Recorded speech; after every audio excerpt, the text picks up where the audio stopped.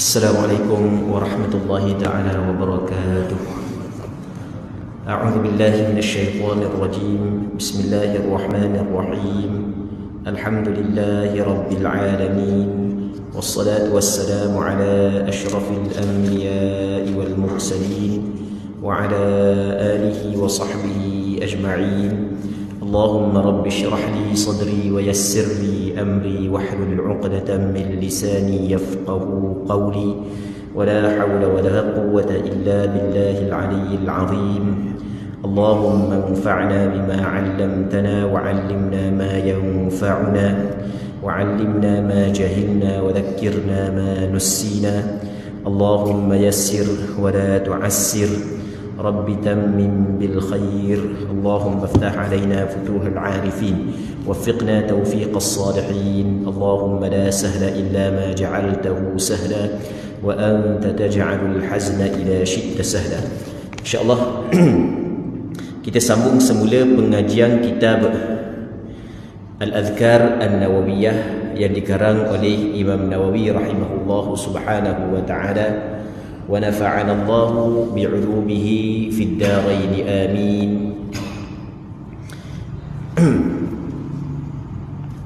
Kita muka surat 226, zikir bagi penderita bisul dan sejenisnya. Pada bab ini boleh juga digunakan hadis Aisyah radhiyallahu anha yang nanti akan dinukilkan pada bab zikir yang diucapkan oleh orang yang sedang sakit dan dibacakan untuknya. Nanti lepas daripada ni, pengarang kita akan menceritakan kepada kita. Betul sudah? Betul dah? Tanda dah. Okey, lepas daripada ni pengarang kita akan menceritakan tentang hadis yang diriwayat daripada Aisyah radhiyallahu taala anha. Apakah doa yang perlu ataupun yang perlu kita baca ketika kita sakit, dan doa tersebut sebenarnya boleh dibaca bagi orang yang ada penyakit bisu, naik butir besar, ataupun kita kata jenis jerawat batu, ketumbuhan dan seumpamanya, boleh kita baca doa tersebut. Cuma kata dia di sini, kami riwayatkan dalam kitab Imam Ibnu Sunni daripada sebahagian isteri Nabi sallallahu alaihi wasallam. Dia berkata, Rasulullah sallallahu alaihi wasallam masuk menemuiku sedangkan di jariku tumbuh bisul. Jadi toko di jari Aisyah radhiyallahu ta'ala ataupun di jari sebahagian daripada isteri Rasulullah ada naik macam bisu gitulah. Bagi dia bertanya, apakah engkau punya kayu zarirah? Dia tak makna kayu zarirah. Ni kayu zarirah ni dalam bahasa Arab dipanggil qasbul zarirah. Gini pokok dia. Kalau nampak lah, dah nampak gini pokok dia. Ni qasbul zarirah ni. Kamu tak tahu lah tempat kita ada ke tak? Ni qasbul zarirah. Nampak tak kan? Gitu. Baik. Ni nama dia qasbul zarirah. Tempat kita pokok benda gini dah weh. Gini. Dia belaka, jenis dia belaka ni. Ni jenis dia. Macam lalang gitu, ada tubik bunga gitu. Tapi kat kita pokok hok banyak jadi penawar pun mai dak belajar dengan orang tua tak tahu kau. Tapi orang tua dia tahu. Pokok ni ubat ni, pokok ni ubat ni, orang tua. Kita orang muda tak tahu, walaupun dia ni tua belaka dah. Nak ajak ke orang tua sebelum daripada ni.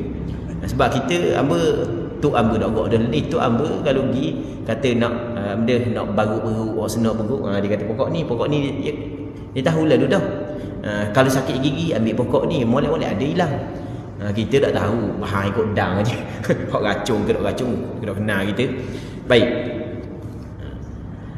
Tu pokok yang dinamakan sebagai qasbul zarirah yang disebut dia dimaksud dalam hadis ni. Kemudian baginda meletakkan kayu tersebut pada bisu ni. Rasul ambil benda ni lah yang kita sebut saat ni. Ambil tak di tempat bisu saat ni tu. Jadi pokok ni memang masyhur lah. Jenis yang digunakan untuk perubatan. Dan bersabda, Rasul kata, ucapkanlah, baca ni, Allahumma musaghhiral kabir wa mukabbiras saghir saghir ma bi. Baca ni, ya Allah, zat yang mampu mengecilkan yang besar dan membesarkan yang kecil, kecilkanlah apa yang ada padaku ini. Baca doa ni. Allahumma musaghiral kabir wa mukabbiras saghir saghir ma bi. Kemudian katanya bisul itu pun sembuh. Tapi kita kena yakin, kita kena yakin. Apabila kita yakin, insya-Allah sembuh. Baik. Perkataan kata al-bathrah dengan huruf ba. Okey, hak ni dah apalah kita dah cerita dah. Sebab hak ni dia nak cerita perkataan bathrah, bagi dia bagaimana, apakah maksud az-zarirah yang kita cerita saat ni tu, maksud dia. Baik. Seterusnya doa sakit dan kematian serta disunatkan banyak mengingati mati. Kami meriwayatkan dengan sanad-sanad yang sahih di dalam kitab At-Tirmidzi, kitab An-Nasa'i, kitab Ibnu Majah dan selainnya daripada Abi Hurairah radhiyallahu anhu, daripada Rasulullah sallallahu alaihi wasallam bahawa baginda bersabda, "Akthiru dzikra hadhimil ladzati ya'nil maut." Maksudnya, perbanyakkanlah mengingati pemotong segala kelazatan. Okey, adalah kelazatan nikmat hak yang kita hidup di atas dunia ni. Benda ke hak yang memotongkan nikmat tersebut, yakni kematian. Jadi Rasulullah suruh kepada kita perbanyakkan ingat kepada mati. Dia kat mana-mana pun kita ni memang mati sebenarnya. Mati ni adalah suatu pintu, tidak ada seorang pun yang tidak akan masuk melalui pintu itu. Cuma sedar ke tak sedar je, gitu je lah. Sedar tak sedar, kadang-kadang hubang atas bawah dah tak sedar lagi. Tengok cermin habis dah, hubang habis dah, tapi tak sedar lagi kita ni nak mati kadang-kadang. Apa yang dituntut oleh agama kita, perbanyakkan ingat kepada kematian. Diingat kematian, hak yang dituntut dalam agama kita adalah ingat kematian yang menjadi tangga untuk kita menyiapkan bekalan selepas daripada kita mati. Bukan ingat mati macam ke orang bawa kereta laju gitu, bukan gitu. Kalau nak ingat mati bawa kereta macam hak gitu tu mudah je. Kita duduk tepi, suruh kawan kita bawa selapang sesemilang. Tu memang ingat mati sungguh lah. Bukan begitu. Bukan macam kedai kapal terbang tau. Hak yang tak biasa naik kapal terbang kan, duduk jenera tidur sebab dia kata terbang langgu awang, mati dah. Bukan gitu. Diingat kematian, hak yang dituntut oleh agama kita kena ingat adalah ingat kematian yang menjadi tangga untuk kita meningkatkan amalan yang akan menjadi penyebab kepada kebahagiaan di negeri yang kekal abadi. Okey, kematian tu dah. Duk dengung aku ni. Kerja siang malam mayang bandar ni contoh. Orang hok duk masjid kita dak yakap begini, kita contoh je. Allah, siang malam aku duk kerja tapi belajar dengar dak. Nok tu sok modah tapi buat dak. Ada orang gitu. Kawan molek dah, kawan dengar orang belajar tapi dia tak mari. Jadi nak dengar juga, dah dengar kita main tua belaka dah ni, kawan-kawan duk kedai kopi dah, orang ajak kita dengar ada kok nok tu. Tapi kita duk sibuk semua pacarah sibuk. Jadi kalau mikir aku ni mana takkan gini je hidup aku ni. Duk kupu piti siang malam tak salah. Tapi masalah siapa ke benda yang diwajibkan oleh agama tak tahu faham mana, ini masalah. Aku duk kupu piti banyak, mati ngajuk padang duk tinggal habis ke orang, tak salah tinggal ke orang.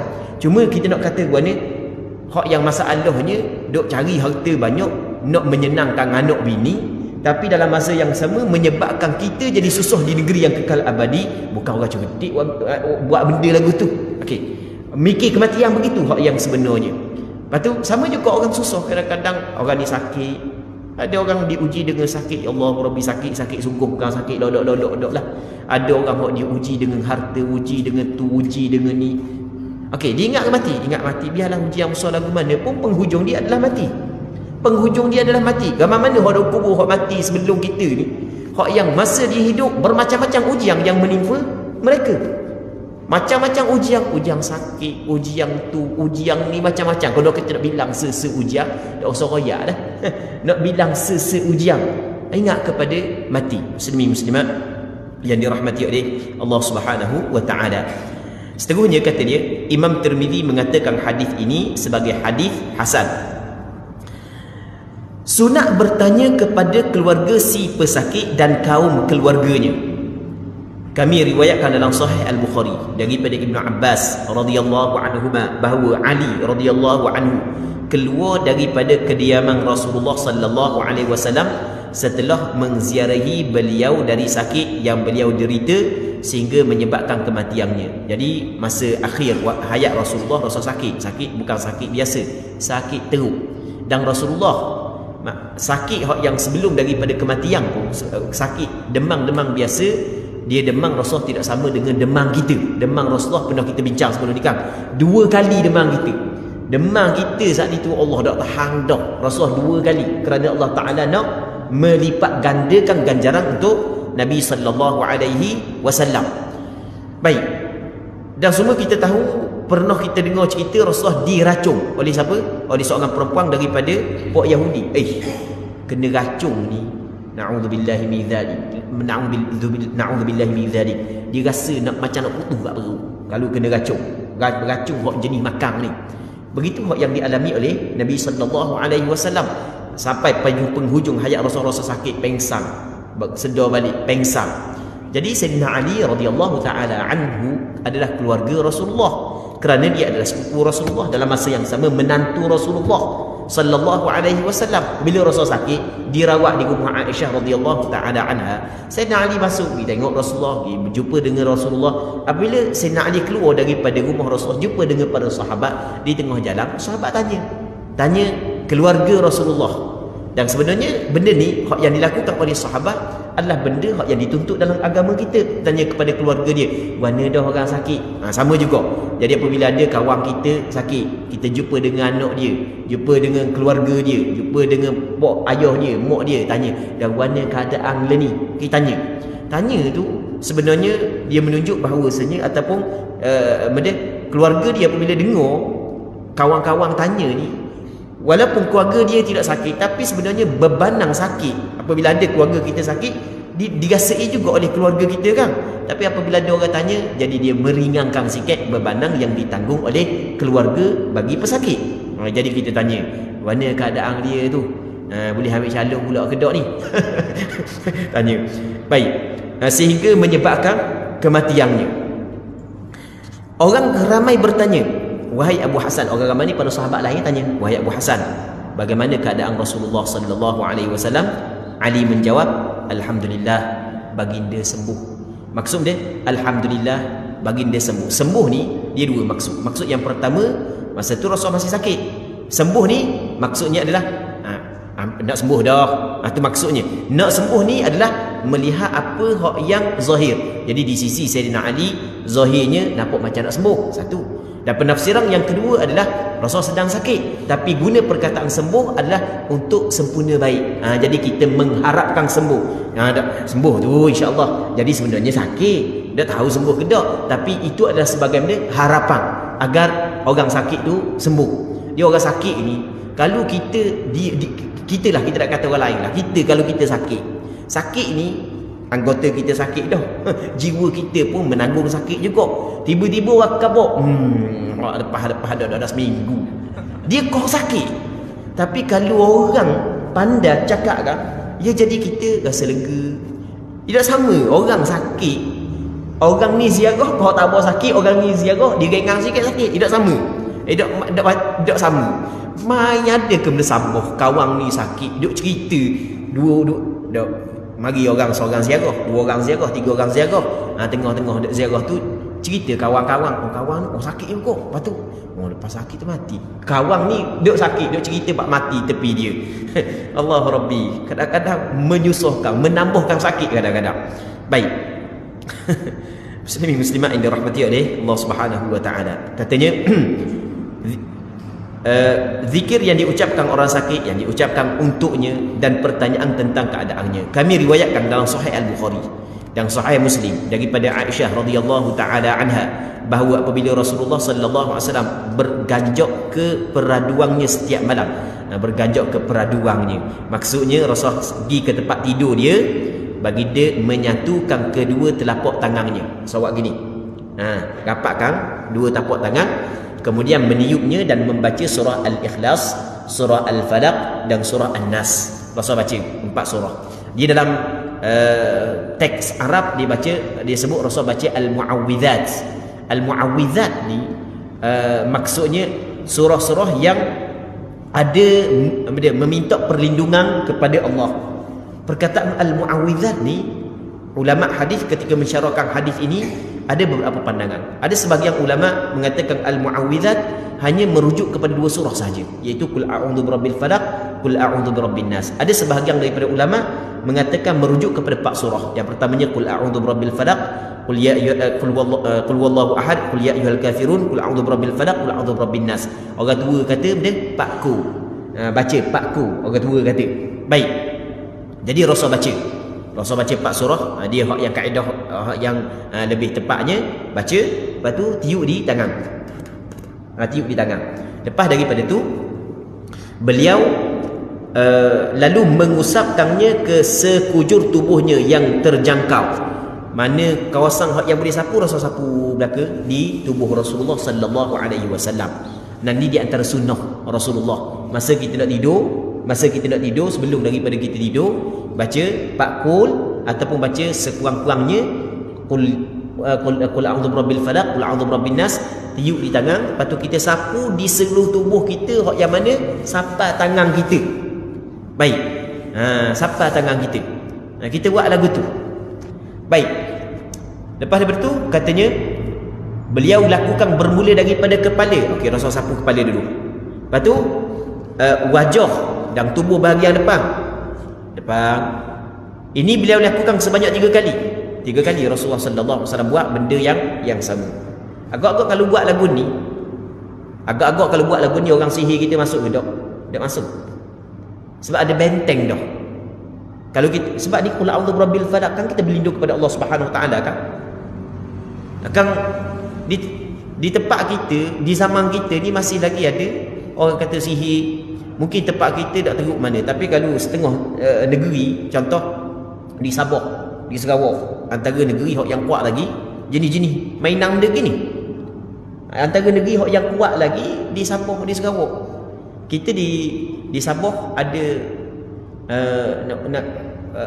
ada seorang orang Terengganu, orang kawasan kita ni, orang kawasan Kampung Gambang Tengah. Dia buka pondok di sana. Pondok dia pondok padi. Biasa dengar kan nama Ustaz Malik. Ustaz Amba juga dia ngaji dengan ayah waktu masa kecil pun belajar juga dengan dia. Lepas tu pergi di Sabah, dia mengajar di Sabah, dia mengajar di Sabah, jumpa dah dengan dia. Jumpa dengan dia pun tak pernah sihat mana. Dia kata gini dia ada Sabah, tapi belang-belang dia cerita kita ada Sabah nyakit, ada Sabah gini ada orang maksudnya ada mainan sihir lah orang-orang, bukan dia orang sana tu. Ada puas hati dengan rana dah tahu, Allahu a'lam lah. Jadi antara cara untuk kita melindung diri kita daripada perkara tersebut adalah masa kita tidur kita baca apa yang diajar oleh Nabi sallallahu alaihi wasallam. Jadi kita baca qul lah, lebih mudah. Lepas tu tiup di tangan, sapu di seluruh tubuh. Buat sekurang-kurang sekali, tapi hak yang sebaiknya buat sebanyak 3 kali sebagaimana hak yang dibuat oleh Nabi sallallahu alaihi wasallam. Aisyah berkata, ketika sakit beliau menyuruhku melakukannya untuk beliau. Bila Rasul sakit dogok, dah nak angkat tangan apa sekali, Rasulullah menyuruh Aisyah melakukan perkara tersebut kepada Nabi sallallahu alaihi wasallam. Baca, tiup di tangan, sapu di tubuh. Baik. Pada riwayat lain dalam kitab As-Sahih disebutkan bahawa Nabi sallallahu alaihi wasallam meniupkan untuk dirinya ketika sakit yang menyebabkan kematiannya dengan muawwidzat. Muawwidzat tadi kita cerita. Aisyah mengatakan ketika sakitnya semakin kuat, akulah yang meniupnya dengan doa-doa tersebut dan aku mengusap tangannya untuk keberkatan. Baik. Jadi tiup ni maksudnya baca. Dia ada riwayat yang kedua dibaca, lepas tu ditiup di tubuh dia. Okey, itu ada riwayat yang kedua. Dan ada riwayat menyebut bahawasanya Aisyah baca, lepas tu lalu Aisyah ambil tangan Rasulullah, Aisyah pun tolong sapu untuk Rasulullah sallallahu alaihi wasallam, sebab Rasulullah sallallahu alaihi wasallam tak larat dah masa tu. Katanya lagi dalam riwayat yang lain disebutkan bahawa beliau ketika sakit membaca muawwidzat untuk dirinya kemudian meniupkannya. Az-Zuhri, salah satu perawi hadis ini, ditanya bagaimana meniupkannya. Dia menjawab beliau meniup kedua telapak tangannya dan mengusapkan keduanya ke wajah. tiup di tapak tangan, lepas tu usap di muka sampai seluruh tubuh depan, lepas tu mana kawasan yang boleh kena tapak tangan disapu belaka. Hadis-hadis yang kami nukil pada bahagian nukil ni ambil lah, kami petik pada bahagian ini, termasuk juga hadis-hadis pada bab zikir yang diucapkan untuk orang gila, iaitu membaca surah Al-Fatihah dan selainnya. Jadi hadis-hadis yang kita bincang dah sebelum daripada ni boleh digunakan untuk bab baca ketika kita sakit. Seterusnya kami riwayatkan dalam Sahih Al-Bukhari, Sahih Muslim, Sunan Abi Daud dan selainnya daripada Aisyah radhiyallahu taala anha, bahawasanya Nabi sallallahu alaihi wasallam apabila ada seseorang yang mengadu kepada beliau tentang suatu penyakit atau luka, baginda sallallahu alaihi wasallam bersabda sambil meletakkan jarinya demikian. Rasul letak jarinya, menancapkan jari telunjuknya ke tanah, kemudian mengangkatkannya. Rasul baca bismillahi turbatu ardina biriqati ba'dina yushfa bihi saqimuna biizni rabbina. Ini di antara doa yang Rasul ajar. Ini di antara doa yang Rasulullah sallallahu alaihi wasallam ajar. Jadi kalau ada orang sakit, maka Rasulullah sallallahu, ada riwayat yang lain menyebut Rasul letak air liur capur dengan tanah, lepas tu letak di tempat yang sakit, baca ni bismillahi turbatu ardina biriqati ba'dina yushfa bihi saqimuna biizni rabbina. Maksudnya dengan nama Allah. Okey, kita merawat dengan nama Allah, meminta pertolongan kepada Allah. Debu tanah kami dengan ludah sebahagian daripada kami dengan air liur. Ludah tu maksud dengan air liur sebahagian daripada kami. Dengannya orang sakit di antara kami akan sembuh dengan izin Tuhan kami. Baik, dah sembuh. Sebahagian daripada sahabat sembuh ketika Nabi sallallahu alaihi wasallam membuat perkara ini. Dalam riwayat yang lain disebut dengan lafaz turbatu ardina wariqatu ba'dina. Bismillah turbatu ardina wariqatu ba'dina. Dia boleh baca dulu lah. Dia boleh baca bismillahi turbatu ardina biriqati ba'dina ataupun bismillahi turbatu ardina wariqatu ba'dina. Riqah makna air liur. Baik, artinya debu tanah kami dan ludah sebahagian daripada kami. Di Madinah tu dia ada satu tempat, dia panggil kawasan tu, nama benda dah ingat dah, orang panggil kejap, Tanah Syifa dia panggil gitu rasanya. Tanah Syifa dia penyembuh. Tanah satu kawasan tu pernah digunakan oleh Rasulullah untuk merawat penyakit. Dan pergi baru ni yang pergi, tapi kawasan tu ditutup. Jadi adalah kawasan-kawasan luar dia tu. Lepas tu bunyi kata kebun orang, takkan kita nak ambil barang kebun orang. Tak boleh lah. Baik. Dalam riwayat yang lain, okey, habis kita baca dah. Seterusnya kata dia, kami riwayatkan dalam Sahih Bukhari dan Sahih Muslim daripada Aisyah radhiyallahu anha bahawa Nabi sallallahu alaihi wasallam apabila membacakan doa perlindungan bagi sebahagian keluarganya, beliau mengusapkan tangannya sebelah kanan dan mengucapkan. Jadi Rasulullah kalau ada keluarga dia sakit, jadi Rasulullah sapu dengan tangan kanan serta Rasulullah baca doa ni. Allahumma rabban nas adhibil bas. Dia boleh baca dua, adhibil ba's ataupun adhibil bas. Boleh baca dua. Kalau kita baca bas, maka kita tukar hamzah kepada alif. Allahumma rabban nas adhibil ba's ishfi anta syafi la shifaa illa shifaa'uka shifaa'an la yughadiru saqama. Weh, banyak doa ni. Banyak ni doa ni. Dan ni doa Rasulullah baca, ni doa Rasulullah sallallahu alaihi wasallam baca. Baca doa ni kalau tak sembuh pun dapat pahala. Kalau tak sembuh pun.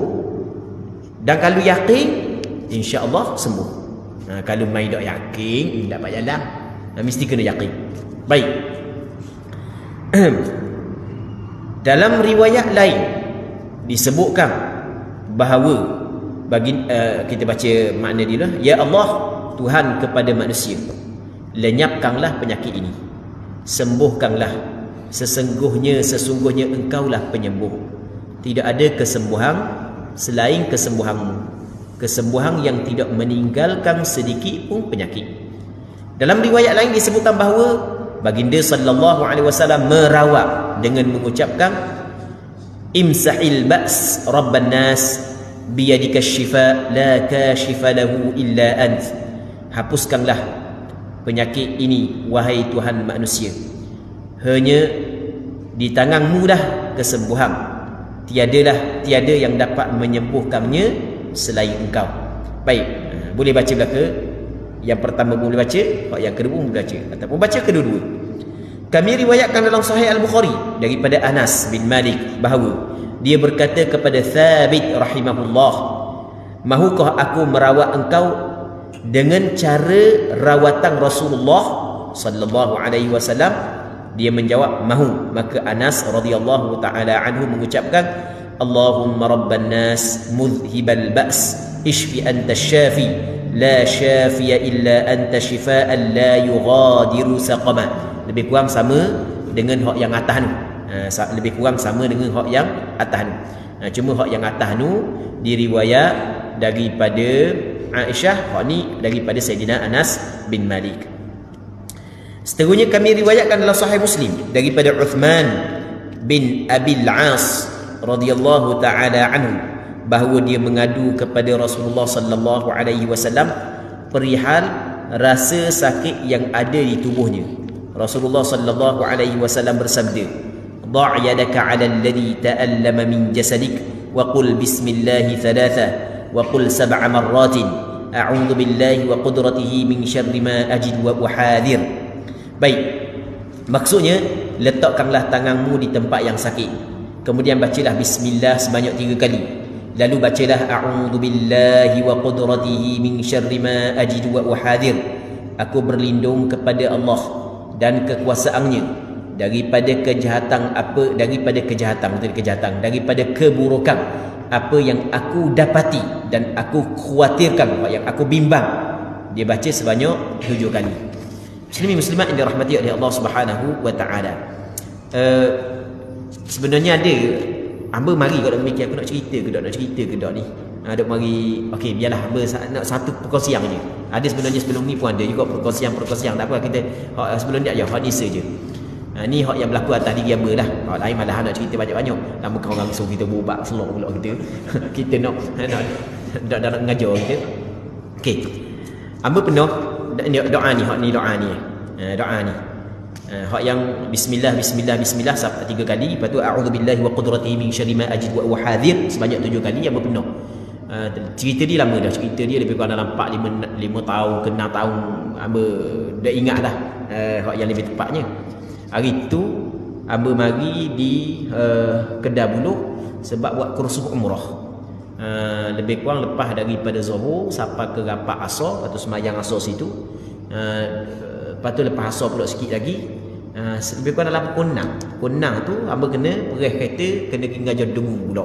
Tak apa, orang muda bawa dah laju mana, tapi dah kerja ngajar dengu. Siapa kat hamba ada driver, tapi masa nak buat laju hamba suruh hamba buat diri, tak boleh driver bawa, sebab kalau driver bawa hamba tekan brake. Tak boleh. Jadi kita bawa diri. Siapa marang saat itu, Allah sakit tekan dalam perut, pinggang jam. Kelepar dah kereta, dia bawa kereta orang bawa. Lepas tu membaca ni ya. Membaca ni kita pegang tempat sakit, baca sebanyak bismillah 3 kali, a'udzubillahi wa qudratihi, lebih kurang dalam 10 minit hilang. Tapi dok ngajar lah tu. Dok ngajar. Kata dok ngajar dah. Mai sakit dah tahan dah. Baik, tapi alhamdulillah hilang. Tapi kena yakinlah, kena yakin. Kalau dah hilang pun sangka baik. Mungkin ada sebab-sebab tertentu sehingga Allah Subhanahu wa taala tidak baikkan lagi, tidak bagi kesembuhan lagi kepada kita. Baik. Kami juga diriwayatkan dalam Sahih Muslim daripada Sa'ad bin Abi Waqqas radhiyallahu taala anhu, dia berkata, Nabi mengziarahiku dan berdoa, Allahumma shfi Sa'da, Allahumma shfi Sa'da, Allahumma shfi Sa'da. Dia Sa'ad bin Abi Waqqas adalah salah seorang sahabat Rasulullah yang masyhur. Salah seorang sahabat Rasulullah yang masyhur, yang mustajab doa. Dia termasuk daripada golongan yang as-sabiqun, daripada golongan muhajirin, hak yang mula-mula, yang antara orang hak yang mula-mula memeluk Islam dari kalangan penduduk Mekah. Dan dia di antara sahabat yang dijamin 10 orang sahabat yang dijamin syurga oleh Nabi sallallahu alaihi wasallam. Satu ketika dia sakit berat. Maka Rasul mari ziarah dia. Masa Rasul ziarah dia, Rasul doa, Allahumma shfi Sa'ada. Oh, ni mudah. Kalau ni paling mudah. 2 kalimah aja. Kalau cakap mudah, Allahumma ishfi Sa'ada. Saat ni tu nama dia tukarlah. Kalau Pak Mat, Allahumma shfi Pak Mat. Tukar gitulah. Itu sebagai contoh. Pak Allah, Allahumma shfi Pak Allah. Itu sebagai contohlah. Tak tahu nama, Allahumma shfi mak cik ni. Tak apalah campur Melayu dengan Arab. Bahasa kita, ya Allah, bagilah kesembuhan kepada dia. 2 kalimah je, Allahumma. Allahumma tak nak ngapa. Dah ingat sok modah. Ishfi sajalah. Ishfi makna sembuhkan. Itu makna ishfi sembuhkan. Kalau nama dia Muhammad, ishfi Muhammadan. Kalau nama dia Sa'ad, ishfi Sa'adan. Nama dia Sa'id, ishfi Sa'idan. Nama dia Maryam, ishfi Maryam. Gitulah. Tukar nama je lah. Baca 3 kali. Dapat pahala dosa. Baik. Dan ramai baca, kan tak ada seorang yang mustajab doa dalam ramai-ramai orang mari ziarah kita, melawat kita kan. Seterusnya kami riwayatkan dalam Sunan Abu Daud dan Sunan At-Tirmizi dengan sanad yang sahih daripada Ibnu Abbas radhiyallahu anhuma, daripada Nabi sallallahu alaihi wasallam bahawa baginda bersabda, man 'ada maridan lam yahdur ajaluhu faqala 'indahu 7 marrat as'alullah al-'azim rabbal 'arsyil 'azim an yashfiyaka illa 'afahu Allah subhanahu wa ta'ala min dzalikal marad. Sesiapa yang menziarahi orang sakit yang belum datang ajalnya. Dia orang sakit, kadang-kadang orang sakit saat itu mungkin sakit saat itu membawa kepada mati, dan mungkin sakit saat itu akan sembuh balik, mungkin lambatlah sembuh. Sebagai contoh, orang yang ziarah orang sakit, melawat orang sakit yang belum datang ajalnya. Okey, umur dia dah habis lagi lah, umur dia panjang lagi. Kemudian dia mengucapkan sebanyak 7 kali. Benda dia ucapkan sebanyak 7 kali. As'alullahal 'azim rabbal 'arsyil 'azim ay yashfiyak. Kalau baca bagi ay yashfiyaka. Kita ditulis ay yashfika. Bukan ay yashfika, an yashfiyaka. Orang belajar ilmu nahwu dia faham an dipanggil termasuk dalam amil nasab. Maksudnya an, dia kalimah an dalam bahasa Arab, an dipanggil termasuk dalam amil nasab. Maksud benda amil nasab, fa'il mudhari' selepas daripada dia mesti kena nasab. Alamat nasab dia ada beberapa alamat, antaranya bagi datah. Jadi yashfiya fa'il mudhari' kena nasab, alamat nasab dia bagi datah, sebab sebelum daripada dia ada an. Baik. Kalau hak lelaki kita kata ayyashfiyaka, kalau perempuan kita baca ayyashfiyaki. Nak mudah mati. Laki puang tak apa, dah mati tak nampak dah. Ayyashfiyak. As'alullahal 'azim rabbal 'arsyil 'azim ayyashfiyak. As'alullahal 'azim rabbal 'arsyil 'azim ayyashfiyak. Baca sebanyak 7 kali. Kata Nabi sallallahu alaihi wasallam, sesiapa yang menziarahi orang sakit yang belum datang ajalnya, kemudian mengucapkan sebanyak 7 kali doa saat itu, aku memohon kepada Allah yang maha agung, yang maha besar, Tuhan pemilik aras yang maha agung, Tuhan yang pemilik aras yang besar, agar menyembuhkanmu. Tengok, mula dengan nama Allah, mula dengan nama Allah subhanahu wa ta'ala. Maka Allah akan menyembuhkannya daripada penyakit tersebut. Orang yang guna akal, orang yang tidak percaya kepada perkara yang gaib, memang kalau doakan ubat dah sembuh mana. Orang yang hanya semata-mata guna akal, tidak percaya kepada perkara yang gaib. Kita orang Islam ada akidah. Yang memberi sakit dan yang menyembuh daripada sakit adalah Allah Subhanahu wa ta'ala. Allah Subhanahu wa ta'ala memerintahkan kepada kita untuk merawat apabila kita sakit. Jadi antara perkara yang diperintah oleh Allah Subhanahu wa ta'ala, dituntut adalah kita berubat apabila kita sakit. Cuma rawatan ada 2. Yang pertamanya rawatan zahir, yang keduanya rawatan batin. Ada setengah orang bersungguh dalam rawatan zahir, ubat tu ubat ni, okey, tak salah. Selama mana dia tidak meyakini, tidak beriktiqad ubat saat itu penyembuh. Kalau dia beriktiqad ubat tu penyembuh, itu jelas bermasalah akidah dia. Kalau dia beriktiqad ubat saat itu penyembuh daripada sudut adat, itu tak ada masalah. Tapi ubat yang menciptakan sembuh sakit dia, itu syirik. kerana dia telah beriktiqad di sana ada suatu kuasa yang memberi bekas sebagaimana Allah Subhanahu Wa Taala memberi bekas. Itu bermasalah akidah dia. Baik, jadi tak ada lah orang iktikad lagu tu. Orang iktikad ubat baik dah sebab makan ubat tu pada adat dak pegang ubat saat itu menciptakan sembuh pada kita. Kita nak pegang gitu. Cakap pada adat tu tak ada masalah. Jangan tokok takir habis. Okey. Ramai orang menggunakan penawar zahir. Okey, itu dituntut oleh agama. Tapi jarang orang mengguna penawar batin, hak yang diajar oleh Nabi sallallahu alaihi wasallam. Baik, kita orang belajar, biarlah kita guna kedua-dua kaedah tersebut. Yang pertamanya rawatan zahir, macam ambil ubat dan seumpamanya. Yang keduanya kita baca dengan doa hak yang diajar oleh Nabi sallallahu alaihi wasallam. Baik. Muslimin muslimat yang dirahmati oleh Allah Subhanahu wa taala. Kata Rasulullah, orang hak yang baca doa ni kalau sekiranya ajal dia tak sampai lagi, maka pastinya Allah Subhanahu wa taala akan menyembuhkan dia daripada penyakit tersebut. Baik. Jadi kalau ada orang baca kepada dia lah, ada orang baca kepada dia. Jadi apabila ada orang sakit, kita baca doa ni. Imam Tirmizi mengatakan hadis ini adalah hadis hasan. Imam Hakim Abu Abdillah dalam kitab Al-Mustadrak ala Sahihain mengatakan hadis ini sahih sesuai dengan syarat periwayatan Bukhari. Jadi Imam Nawawi seorang ulama hadis. Jadi ketika mana dia mendatangkan suatu hadis, dia cuba tengok manakah pandangan ulama muktabar ataupun penilaian ulama muktabar dalam menilaikan hadis ini. Antara ulama muktabar yang diterima penilaian dia walaupun ada sedikit perbincangan adalah Imam Tirmizi. Imam Tirmizi adalah sedikit perbincangan. Kita cover secara umum. Imam Tirmizi di antara ulama hadis yang mampu menilai sesuatu hadis sama ada dhaif, hasan ataupun sahih ataupun palsu dan seumpamanya. Jadi Imam Nawawi mendatangkan penilaian daripada Imam Tirmizi. Sama juga dia mendatangkan penilaian daripada Imam Hakim An-Naisaburi. Walaupun Imam Tirmizi ada sedikit perbincangan berkenaan dengan penilaian dia, begitu juga Imam Hakim An-Naisaburi ada sedikit perbincangan berkenaan dengan penilaian dia.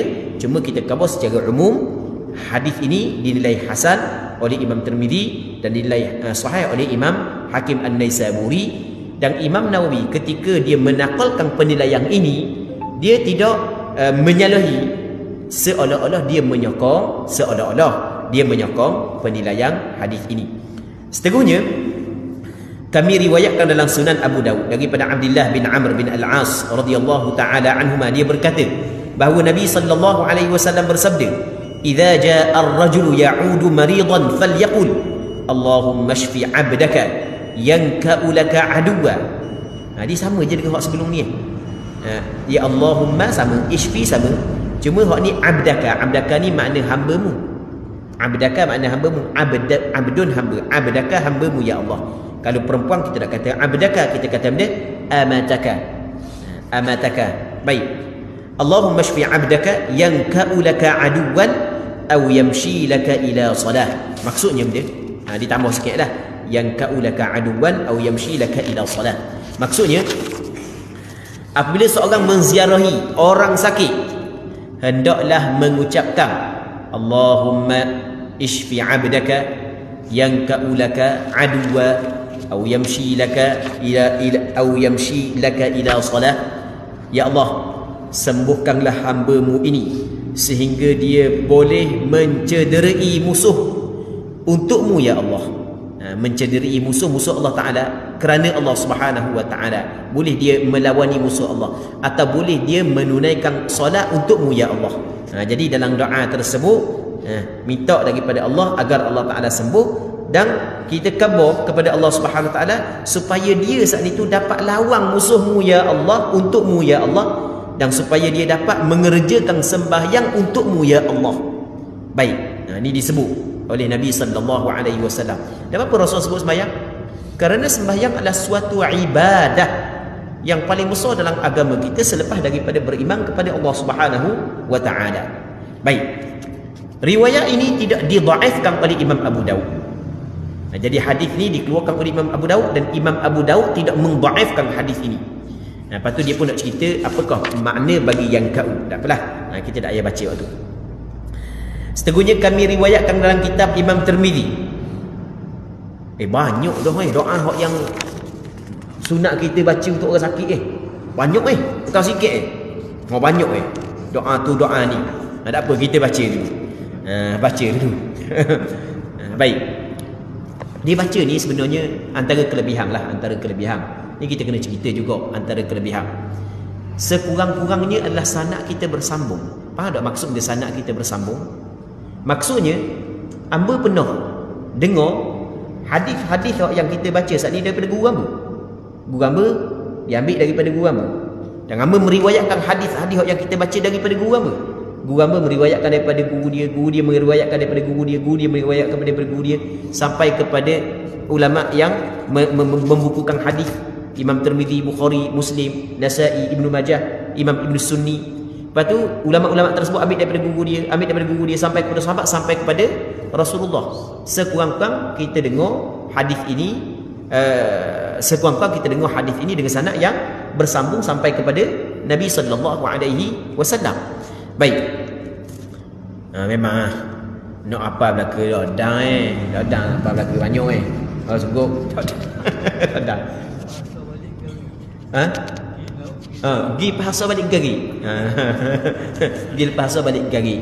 Tapi kalau orang ingat kemati tak apa, sebab ingat ni dia pahala banyak mai duk ingat kedai kopi, tak apa nak baca mana. Tak apa nak baca mana. Baik.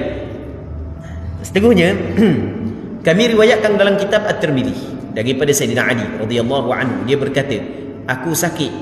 Ketika itu Rasulullah sallallahu alaihi wasallam lalu di hadapanku dan aku sedang berdoa, ya Allah, apabila ajalku telah tiba, maka senangkanlah aku. Ni. Jadi Imam Tirmizi meriwayatkan daripada Sayyidina Ali, dia berkata, aku sakit.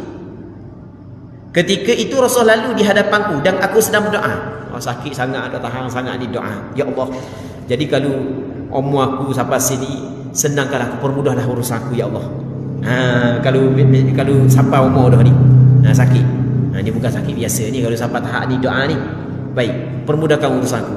Tapi apabila masih jauh, maka angkatlah penyakit ini, dan apabila ini adalah ujian, maka jadikanlah aku bersabar menghadapinya. Allah, tengok kata Sayyidina Ali dalam doa dia, ya Allah, sekiranya ajal aku telah sampai, maka permudahkanlah ya Allah, permudahkanlah. Tapi kalau belum lagi ajal aku sampai ya Allah, maka sembuhkanlah aku. Kalau sekiranya sakit ini sebagai ujian untuk aku, maka bagilah kepada aku kesabaran. Dia dan ujian, benda tu mesti kita kena lalu. Cuma perbezaannya pahala dapat bagi orang sabar, orang tak sabar tak dapat pahala.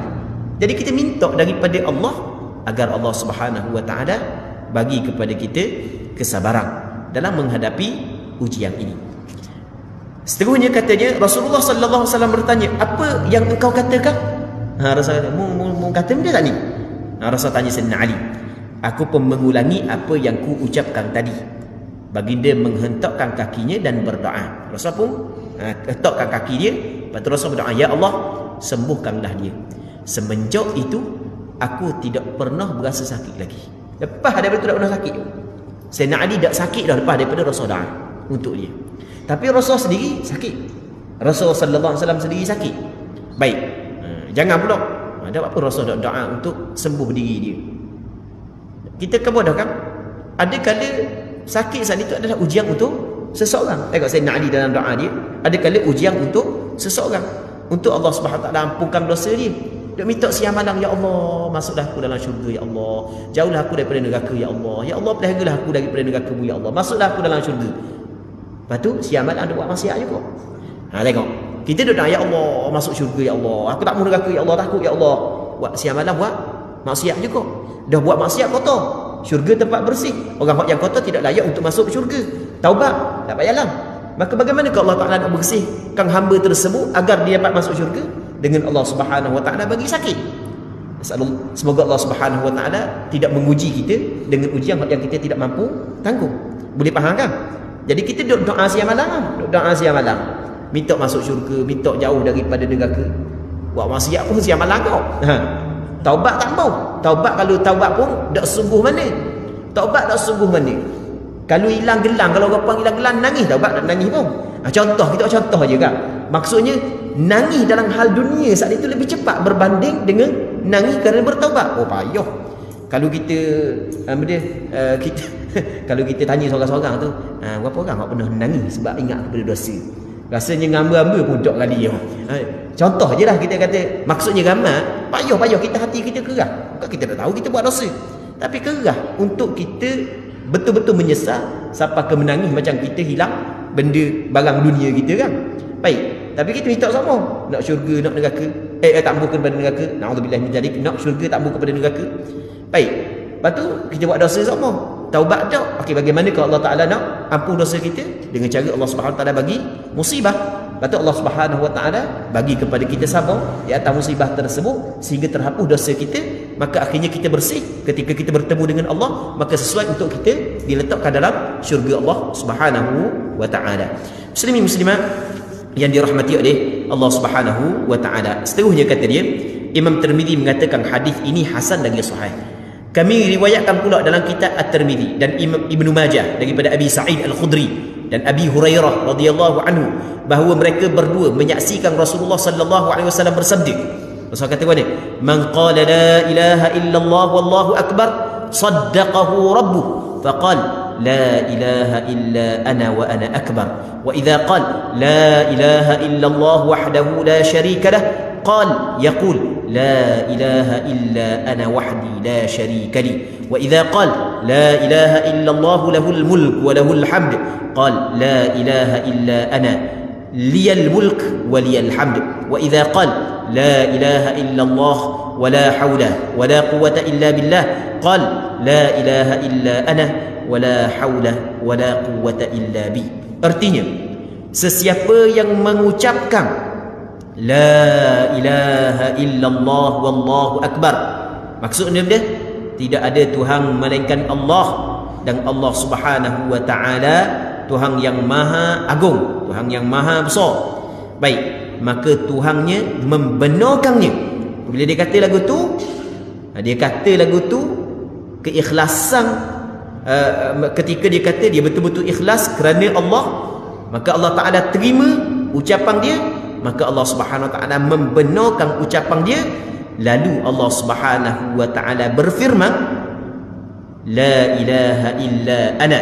Maksudnya la ilaha illa ana, tidak ada Tuhan selain daripadaku. Allah Taala kata gitu. Wa ana akbar, dan aku yang maha besar. Baik, maksud dia dalam hadis ni, Imam Nawawi menyebut hadis ini dikeluarkan oleh Imam Tirmizi dan Imam Ibnu Majah daripada dua orang sahabat Rasulullah, yang pertamanya Abu Sa'id Al-Khudri, yang keduanya Abu Hurairah. Keduanya pernah mendengar Rasulullah baca, Rasulullah khabar benda ni. Dan hadis ni dinilai hasan oleh Imam Tirmizi, yang mana Rasulullah kata sesiapa yang mengucap la ilaha illallah wallahu akbar, maka Allah Taala membenarkan ucapan dia. Dia hak yang Allah Taala membenarkan ucapan ni adalah ketika orang itu mengucapkan perkara tersebut daripada hatinya dan ikhlas kerana Allah. Sebab orang hak yang Allah Taala membenarkan ucapan dia ni adalah orang hak yang diterima amalan dia. Siapa hak yang diterima amalan? Orang hak yang betul-betul ikhlas kepada Allah Subhanahu Wa Taala. Dan Allah Subhanahu Wa Taala balas balik. Kan kita katakan ni, la ilaha illallah, tidak ada Tuhan melainkan Allah. Allah Taala balas ni, la ilaha illa ana, tidak ada Tuhan melainkan aku. Allahu akbar, Allah Taala balas balik ni, ana akbar, aku hak yang maha agung.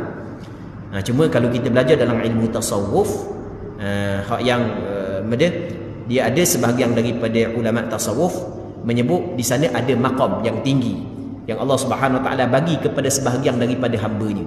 Ketika dia berzikir dengan zikir ini, maka sampai dalam hati dia ucapan yang dijawab oleh Allah Subhanahu Wa Taala.